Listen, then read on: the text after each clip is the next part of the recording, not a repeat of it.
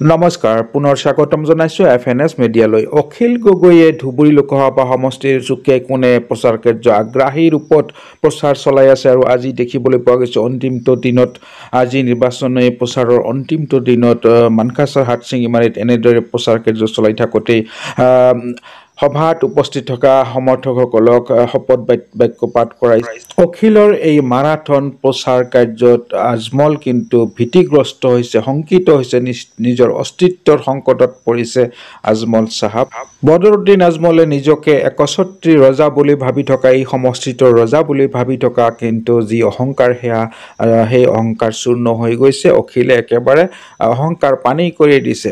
আহক চাওঁ এই প্ৰতিবেদনটো। যদি চেনেলটো ছাবস্ক্ৰাইব কৰা নাই এতিয়াও প্লিজ ছাবস্ক্ৰাইব এটা কৰি দিব।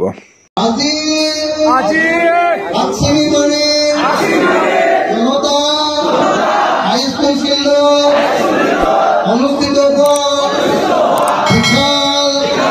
গণসমাবেশত উপস্থিত থকা ৰাইজে সংকল্প গ্ৰহণ কৰোঁ যে আমি কোনোপধ্যে সাম্প্ৰদায়িক বিজেপি, সাম্প্ৰদায়িক এজিপি আৰু সাম্প্ৰদায়িক এআইডিএফক ভোট নিদিওঁ।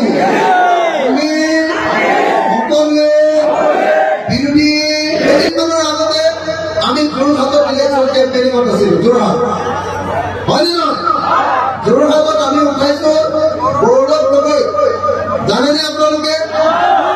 গৌৰৱ গগৈ, লুৰিণজ্যোতি গগৈ আৰু অখিল গগৈ, তিনিজন গগৈ যেতিয়া যোৰহাটত কেম্পেইন কৰিছোঁ, বিজেপিয়ে কৈ আছে যে নহয় আমাক গোটেই খিলঞ্জীয়া মানুহে ভোট দিব। কিন্তু যেতিয়া আমি তিনিজন সোমাই গলো, এইবাৰ যোৰহাটত আমি বিজেপিক চাফা কৰিব লাগিব। যোৰহাটত বিজেপি নিজিকে, যোৰহাটত আমাৰ প্ৰাৰ্থী গৌৰৱ গগৈ জিকিব। ডিব্ৰুগড়ত 100% খিলঞ্জীয়া অসমীয়া মানুহে বিজেপিক ভোট দিয়া নাই। বিজেপিৰ বিৰুদ্ধে ভোট দিছে। বিজেপিয়ে কেৱল বহিৰাগত মানুহ, হিন্দীভাষী, বঙালীভাষী তেওঁলোকৰ ভোটৰ ওপৰত ডিব্ৰুগড়ত নিৰ্ভৰ কৰিবলগীয়া হৈছে। চৰ্দাৰ নাই। ইমান দিন হিমন্ত বিশ্ব শৰ্মাই নিজকে খিলঞ্জীয়াৰ চৰ্দাৰ বুলি কৈ আহিছিলে। চৰ্দাৰ হয়নে নহয়? চৰ্দাৰ বুলি কৈ আহিছিলে।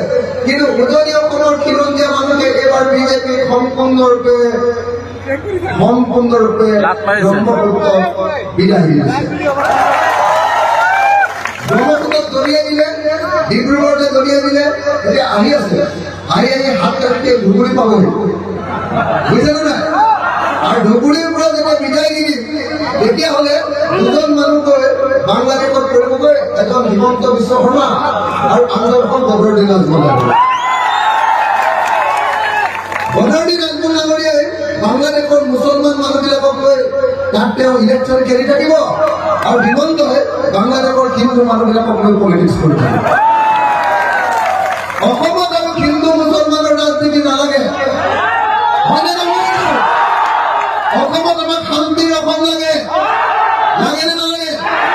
অসমত হিন্দু, মুছলমান, খ্ৰীষ্টিয়ান, জৈন, বৌদ্ধ, শিখ, ইছাই সকলো ধৰ্মৰ মানুহ একেলগে বসবাস কৰিব লাগে, লাগেনে নাই? সম্প্ৰীতিৰ অসম লাগেনে নাই? সম্প্ৰীতিৰ অসম লাগেনে নাই? সকলো মিলি থকা অসম লাগেনে নাই? সকলো জাতি ধৰ্মৰ মানুহ মিলি থাকিব লাগেনে নাই? লাগেনে নাই? যদি লাগে তেতিয়াহ'লে দুজন মানুহক অসমৰ ৰাজনীতিৰ পৰা বিদায় দিব লাগিব।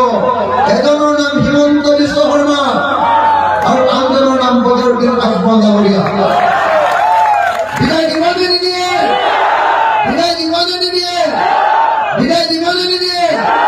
বিদায় দিবনে নিদিয়ে? দিবনে নাই? সঁচাকে দিবনে নিদিয়ে? মুখ্যমন্ত্ৰী হিমন্ত বিশ্ব শৰ্মাই, মই আপোনালোকক মোৰ ফোনত এতিয়াও দেখুৱাই দিব পাৰোঁ। মুখ্যমন্ত্ৰীয়ে কৈছিলে যে আমাক ন্যায় ভোট নালাগে, কৈছিলেনে? কৈছিলেনে নাই? মুখ্যমন্ত্ৰীয়ে কৈছিলে যে মই ন্যায় অসমত অপমান কৰিমেই, কৈছিলেনে? কৈছিলেনে? কৈছিলেনে?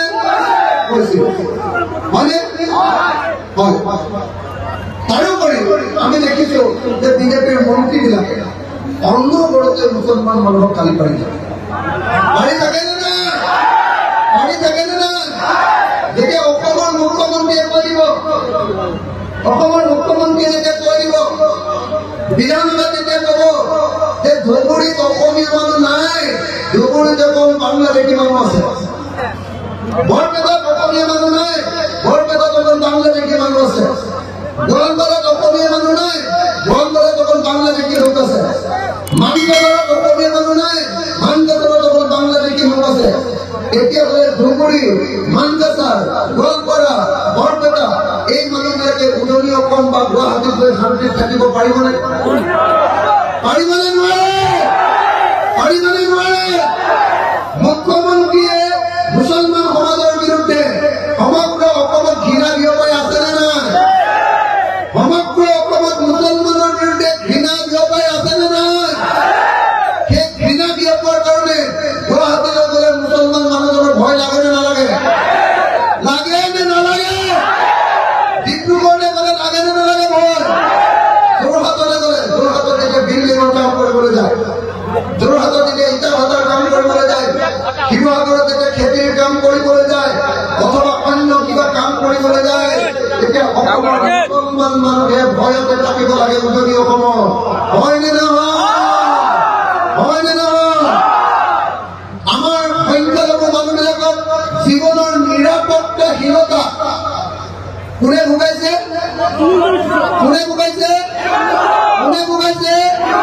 আপোনালোকক ভয় খুৱাই কোনে লাগিছিলে নে নাই? কৈছিলে নে নাই?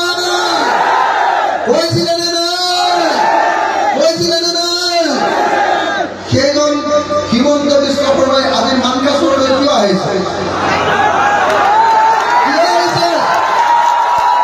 আহিব লাগে জানো? তেওঁতো কৈছে যে মানকাছাৰত অকল বাংলাদেশী আছে, মানকাছাৰত অকল মিয়া আছে, মানকাছাৰৰ মিয়া মানুহৰ ভোট নালাগে বুলি হিমন্ত বিশ্ব শৰ্মাই কৈছিলে নে নাই? যদি তেওঁ মিয়াৰ ভোট নালাগে, যদি তেওঁ ধুবুৰীৰ মানুহৰ ভোট নালাগে, যদি তেওঁ মানকাছাৰৰ ভোট নালাগে, তেতিয়াহ'লে মানকাছাৰলৈ তেওঁ আহিছে কিয় আহিছে? হয়নে নহয়? এইটো প্ৰমাণ হয়নে নহয়? ভোটৰ দিন আত্মহত্যা ডাঙৰীয়ে যেনেকৈ ভয় খাইছে, তেনেকৈ হিমন্ত বিশ্ব শৰ্মায়ো সম্পূৰ্ণৰূপে ভয় খাইছে। ধুবুৰীত তেওঁলোকে হাৰিব বুলি ভাবিছে আৰু সেইকাৰণে তেওঁলোকে উপায় নাপায় ধুবুৰী, বৰপেটা, গোৱালপাৰা আৰু মানকাছাৰত যদিও তেওঁলোকে কৈছিলে যে বাংলাদেশী আছে, সেই মানুহবিলাকৰ ভোট বিচাৰি আহিবলৈ তেওঁলোক বাধ্য হৈছে।